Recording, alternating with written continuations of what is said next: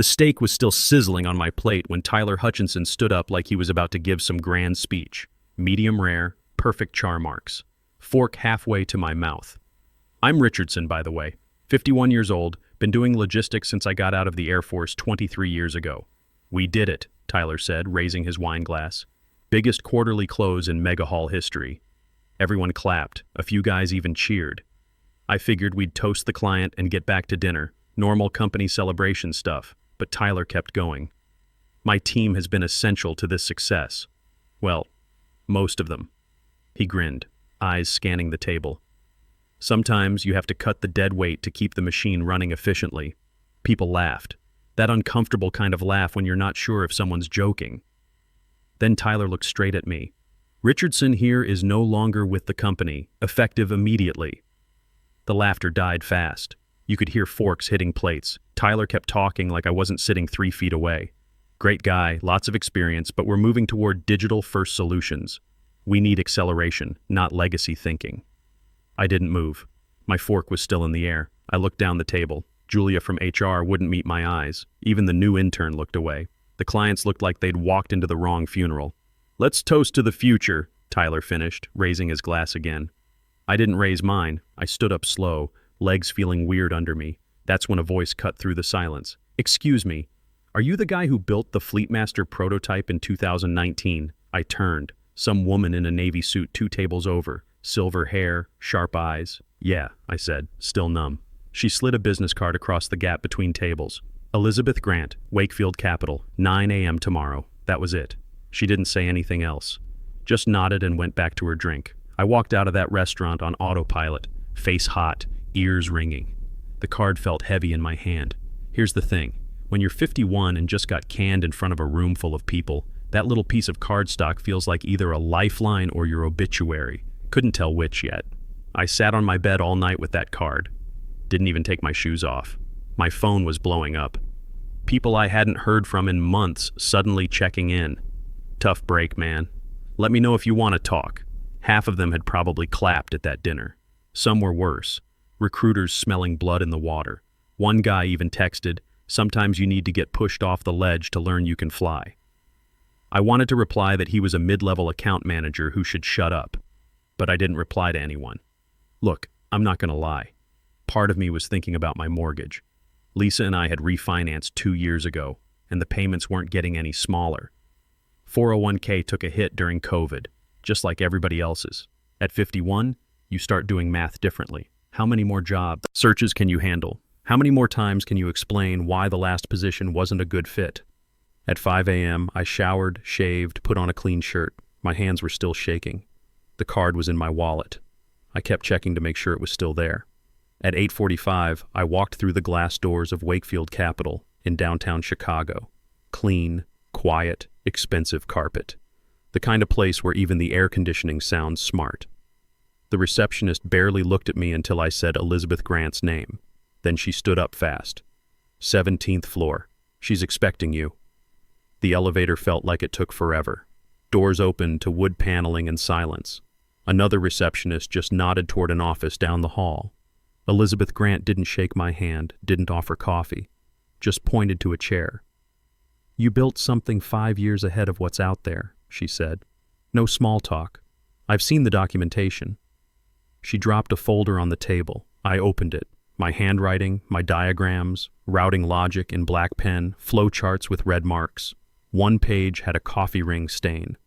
I remembered making that stain during an all-nighter in 2021, trying to get the cold chain monitoring perfect. They watered it down, she said, turned it into PowerPoint slides for executives. But underneath, this is real innovation. This is yours.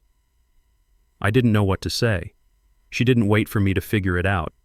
I want you to rebuild it, exactly how it was meant to be.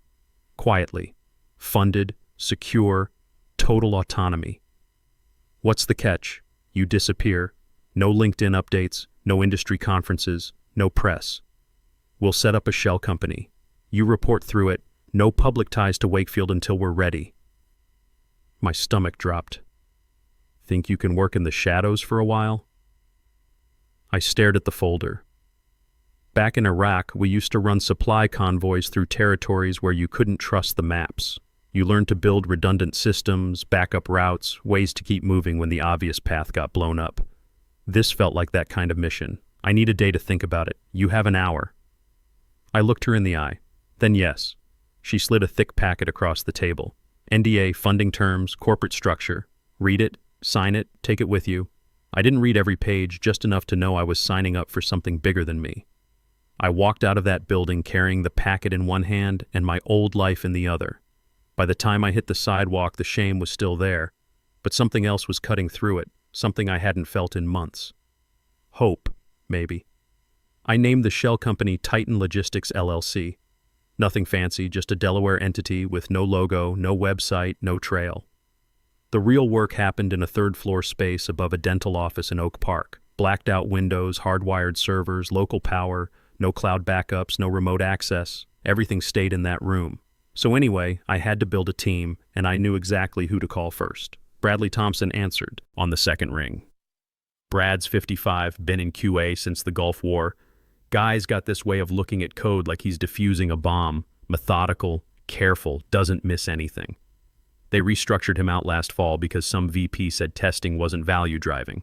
Brad's response was to laugh and ask if they wanted to explain that to the FDA when their cold chain system killed someone. "You still have the original specs?" he asked when I called. "Better. I have funding." "About damn time. I'm in." Michael Patterson came next. 52 years old, displaced engineer who'd been with Megahall for 12 years before they laid him off during modernization. Mike's got this quiet anger about the whole thing, not the explosive kind. Just this steady burn that keeps him working until 2 a.m. making sure every line of code is perfect. His laugh was bitter when I explained the situation. Revenge project? Rebuilding project? Same thing. What name do I use? Something you won't miss. Diana Rodriguez joined last. 48 years old, former Army logistics turned freelance DevOps. Woman can build a deployment pipeline in her sleep and secure it like Fort Knox. HR had frozen her out after she questioned some uptime reports that turned out to be completely fabricated. She showed up to our first meeting with 2 burner phones and a look that said she'd been waiting for this call. This time she said, "We ghost them first." Here's the thing about working with people who've been screwed over. They don't make the same mistakes twice. We operated like we were running a classified mission. Burner phones only, encrypted messaging through open source networks, no personal devices anywhere near the workspace. Every code commit was signed with aliases. Logs wiped daily. I printed backups and locked them in a steel drawer with an actual key. We didn't talk much during builds. Time was everything, and we all knew it. I stayed most nights until the janitor unlocked the building in the morning, watching the prototype quietly reroute loads across simulated networks, shaving costs, predicting bottlenecks before they formed. The system moved like it was alive. Back in Iraq, I'd managed supply convoys across 3 provinces, keeping medical supplies cold through 120-degree heat and IED-damaged roads. You learn to think 5 moves ahead, build systems that adapt when the world tries to break them. That's what this was, all those hard-learned lessons built into something that could think faster than any human logistics coordinator. Back at Megahall, their corrupted version used to take 12 minutes to calculate a full regional fleet optimization. Our rebuilt system ran the same calculations in under 45 seconds. Every time I watched it execute flawlessly, I knew they'd buried the wrong thing. No celebrations, no champagne, just this silence that felt earned. Elizabeth called every few weeks, always brief, always sharp. Numbers look good. Stay invisible. Your time will come. Another time, remember, the first time they hear about you can't be from you. She was right. We weren't chasing publicity. We were building a loaded weapon quietly. No funding rounds, no leaks, no pitch decks, just raw progress, line by line. At 2:30 a.m. on a Tuesday, my burner phone lit up. Diana's encrypted message. Check mid-state transit. They dropped Megahall. I sat up fast, heart already going. Mid-state was mid-tier freight, not headline material, but solid. Old school company, family-owned, the kind that sticks with vendors for years. They'd been with Megahall since 2018. I fired up my monitoring rig and ran a trace on their new routing patterns. The data was crystal clear. They'd switched to an optimization platform 3 days ago. No company name visible in the public records, but the load balancing signatures were unmistakably ours. Clean reroutes every 15 minutes, predictive weather adjustments, even our proprietary anomaly detection tags. I pinged the team through our secure channel. Midstate is using our system. It's live. Brad confirmed it within minutes. Optimization fingerprints match exactly. Someone leaked our pilot to them. Mike added, "They're not even trying to hide it." Diana's response was typically direct. They wanted it to leak.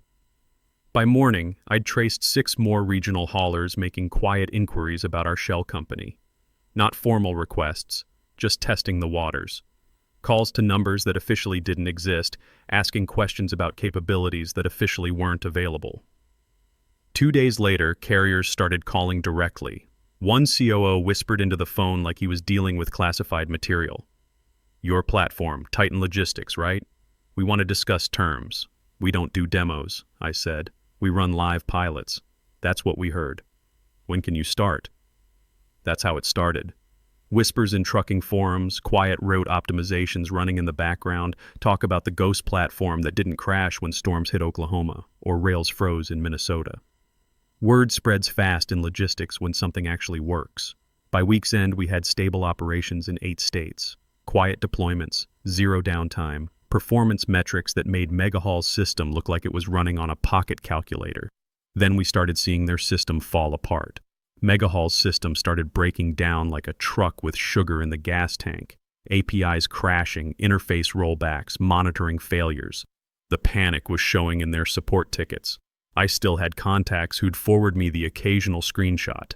Brad sent me a recording of their company-wide video call. Tyler standing in front of a whiteboard, red-faced and sweating. "This is not sabotage," he said, waving a marker around like a weapon. "It's poor documentation from legacy systems, unauthorized changes by contractors." He kept saying legacy like it was some kind of disease. Like the 20 years of institutional knowledge they'd flushed down the drain was something to be ashamed of. Diana was watching the recording with me. "He has no idea we're already operational." "Not yet," I said. That night, Elizabeth called. No greeting, straight to business. Soft launch worked. "Ready for the real thing?" I didn't hesitate. "We're ready." The next morning, our real-time performance reports showed we were outperforming Megahall by 45 to 60% across core metrics. Fuel savings, route efficiency, delay prevention. Even cold chain monitoring was tighter than anything they'd ever managed. But no press releases, no announcements. Just code doing what it was designed to do. Then the lawyers showed up. The cease and desist letter arrived like a slap across the face. Heavy paper, certified mail, 8 pages of legal threats. Immediate termination of proprietary intellectual property belonging to Megahall Dynamics. IP theft, corporate sabotage, misappropriation of trade secrets. They wanted me to shut down Titan and hand over everything. Code, architecture, even related concepts. Basically, they wanted me to pretend the last 25 years of my career never happened. I drove straight to Elizabeth's office with the letter burning a hole in my briefcase. She read the first page standing up. By page 3, she was already dialing her phone. "Morgan, got something for you. We'll meet in 30. Morgan was already waiting when we got there. Short hair, calm eyes, the kind of lawyer who smiles when other people panic.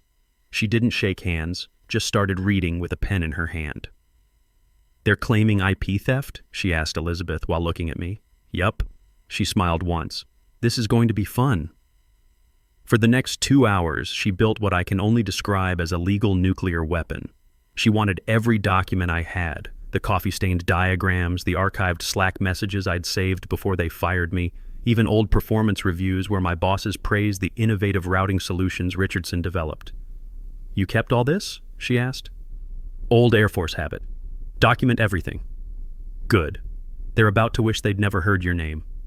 By the next morning, a 28-page response went out. Not a letter. A tactical strike. Every diagram time-stamped predating Megahall's patent filings by months. Screenshots of me sending designs to management before they killed the original project. Slack logs of my old boss calling it Richardson's baby and the system that's going to revolutionize how we do business. Even my original NDA, which clearly stated no IP claims unless explicitly purchased. which never happened. But Morgan didn't just respond. She filed a Delaware court complaint for fraudulent attribution and misuse of personal intellectual property. She was going for blood. "They'll see this on Bloomberg before it hits their inbox," she told Elizabeth. I leaned back in my chair. For the first time since this whole thing started, I wasn't playing defense anymore. That night, an encrypted email hit my burner account. "They told us you stole Fleetmaster. Now we're not sure who to believe." I stared at it for a long time but didn't reply.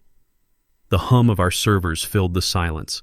It wasn't relief I was feeling. It was something heavier, more deliberate. Power, maybe. The quiet kind that doesn't need to announce itself.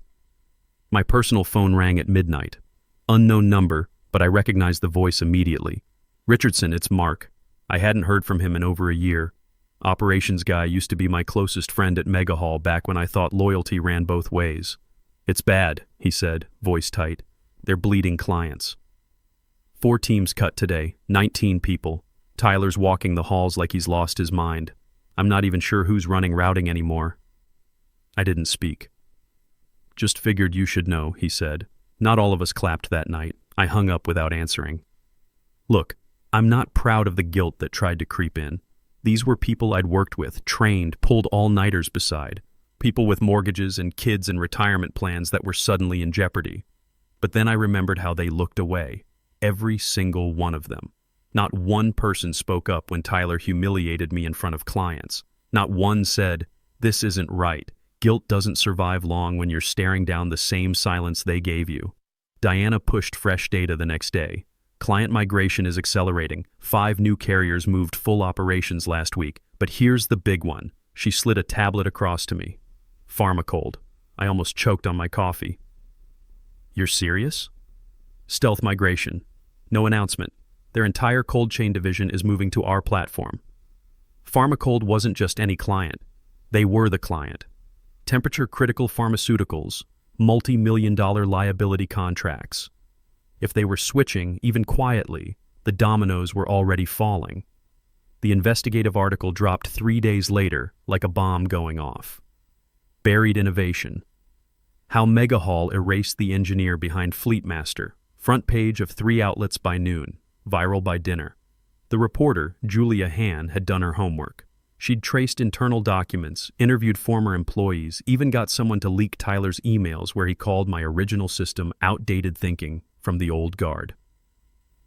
The embedded audio clip was just my voice, flat and factual. They stripped the core optimization logic and rebranded it. They altered performance metrics to hide system degradation. They buried the real platform because it didn't come from their inner circle. Side-by-side screenshots showed my original interface versus their corrupted version. The differences weren't just cosmetic, they were damning. My system could predict weather delays 6 hours out. Theirs couldn't handle a thunderstorm in real time. Mega Hall's stock tanked within hours. Board members issued the usual corporate nonsense about internal review and integrity first principles. Nobody was buying it. The TikTok video started that afternoon, and that's when I knew it was really over for them. Some warehouse guy filmed the inside of his refrigerated trailer, breath visible in the cold air, temperature gauge showing -5 degrees. Then he flipped his phone to show Mega Hall's app reading +15. "My trailer says -5, he said, grinning. "App says +15. Which one's right? My produce or their algorithm?" 30 seconds, tagged, #routing. Not working. By evening, there were 20 more videos. Wrong temperatures, crashed delivery chains, delays logged as early arrivals. One driver filmed a load of insulin vials sweating on a loading dock with the caption, "Temp logs clean, product spoiled. Thanks Mega Hall." Diana was monitoring our dashboards in real time. They're finished. Every cold chain route they push into their 2.0 system fails within hours. They can't track thermal variations anymore. I opened our client alerts. Pharmacold had submitted termination of all remaining contracts with Mega Hall that morning. Reason listed: inability to guarantee cold chain integrity. There it was. Game over. Internal Mega Hall memos started leaking the next day. Someone inside was really angry. Screenshots from company Slack showed Tyler blaming external cyber attacks and industrial sabotage for the system failures. Brad raised an eyebrow when he read that. Sabotage? That's his explanation? Beats admitting you built a house on sand, I said. So anyway, clients dropped off one by one. Smaller haulers first, then regional chains, then full logistics networks. By the end of the week, Megahall's routing tables were showing mostly blank. No active lanes, no monitoring, customer service rerouted to voicemail.